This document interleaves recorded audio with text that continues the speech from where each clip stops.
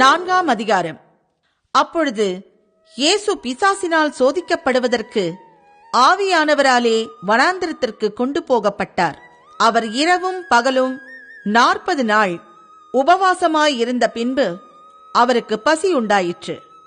அப்பொழுது சோதனைக்காரன் அவரிடத்தில் வந்து, நீர் தேவனுடைய குமாரனே ஆனால் இந்த கல்லுகள் அப்பங்களாகும்படி சொல்லும் என்றான்.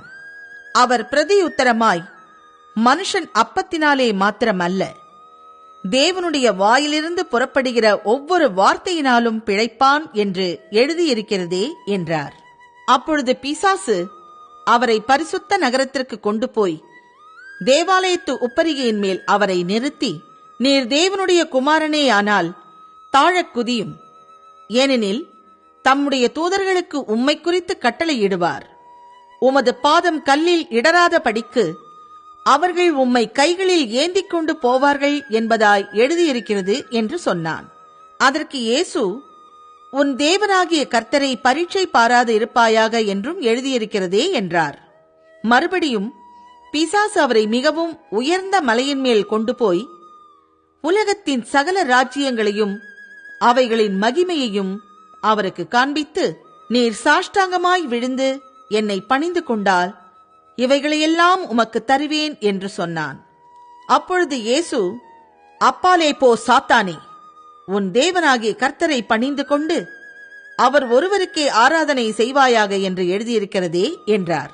அப்பொழுது பிசாசானவன் அவரை விட்டு விலகிப் போனான். உடனே தேவதூதர்கள் வந்து அவருக்கு பணிவிடை செய்தார்கள்.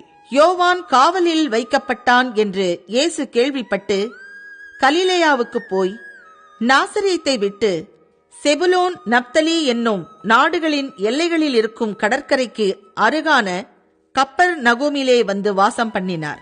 கடற்கரை அருகிலும் யோர்தானுக்கு அப்புறத்திலும் உள்ள செபுலோன் நாடும் நப்தலி நாடும் ஆகிய புறஜாதியாருடைய கலிலேயாவிலே இருளில் இருக்கும் ஜனங்கள் பெரிய வெளிச்சத்தை கண்டார்கள்.